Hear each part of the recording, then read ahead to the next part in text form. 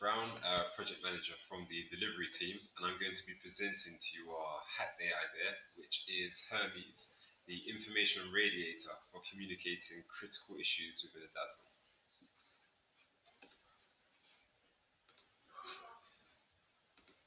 Okay, so behind the idea, we understand that sort of P1 issues are going to happen all the time within any sort of software development, and they are going to be released onto live, but it's how you address and deal with those issues that counts.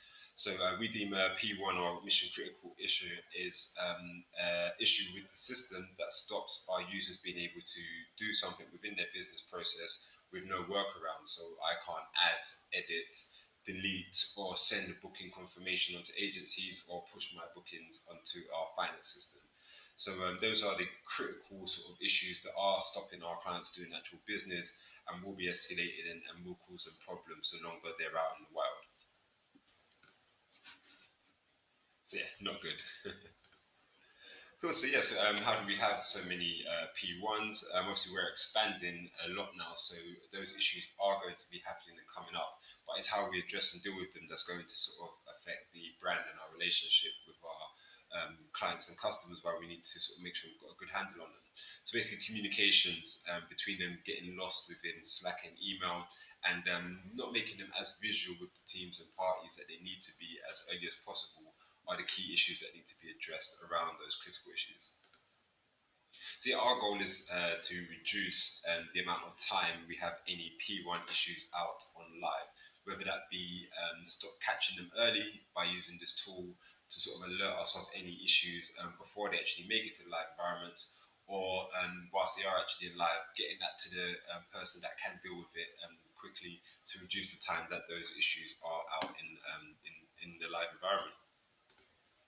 So yeah, two use cases. So one might be we've had a bit of development done within the media plan, and that is for the user interface, and it has affected the user interface on maybe the trafficking sheet or the campaign delivery page. We're not going to do as thorough testing within those areas as the development work has been done within the media plan, although obviously the general testing will be done on there. It won't be as intricate. So sometimes you do get the odd bug that will slip through. It might be being able to submit a bit of information within one of those forms that hasn't been picked up and just slipped the net.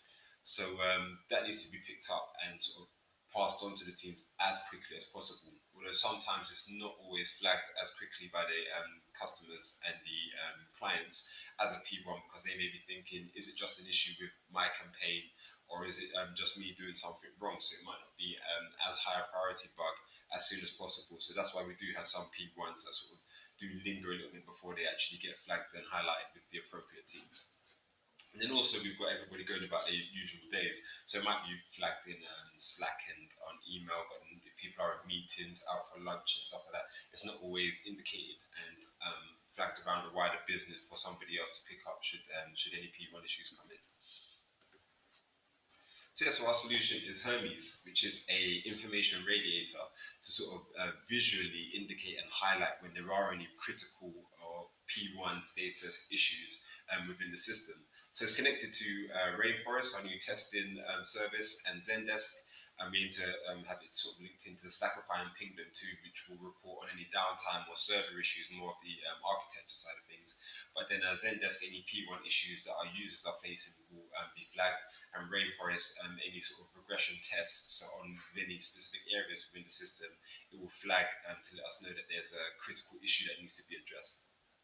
So we envision having one of these units placed on each team's table, tailored to whatever issues they can address and deal with, and also to make the whole team aware that there is an issue, as before it may be lost in Slack or email with all the other hundreds of communications that we have a day. So yeah, I've got a video which I'll show you of the actual tool working.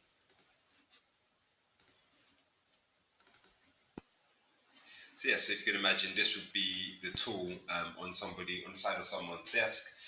Green flashing LED lights means there's no issues to report, everything's working fine. And then if I play again, it changes to a red. So once we get a P1 issue reported in Zendesk, then we'll have the red LED, and then everybody on the team is aware that we have a P1 issue out in the wild, and that needs to be addressed as soon as possible.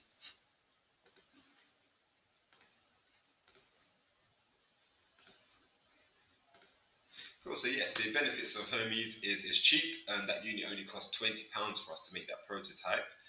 It's effective. I mean, it's an actual visual tool that you can see if there are any issues rather than having to log into your systems. So yeah, it's always in your peripheral vision. So rather than having to log onto certain tabs within your browser to see in Slack if you've got any messages, or if I'm away making a tea, I'm not going to see the pop-up at the bottom right of my screen to know that there's an issue that I need to look at straight away.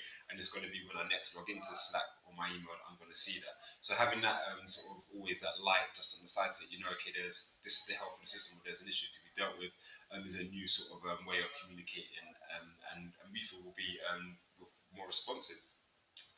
So it improves self accountability. So actually going directly to the teams with the actual issues, and you'll be able to know if it's an issue for your team to deal with.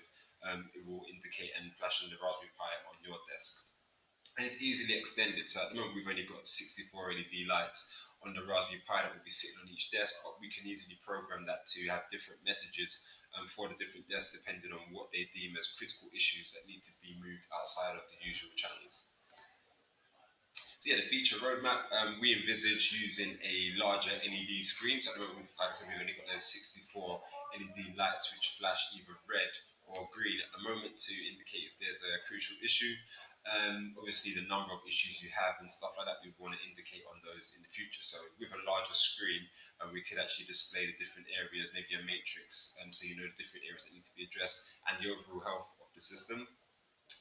And then we also envisage having a downloadable web solution because people work remotely. So we wouldn't imagine everybody having their own Raspberry Pi to be able to tell when there's a critical issue. So basically, a web-based version of the tool to highlight or flag if there's an issue that if you're working remotely, you can sort of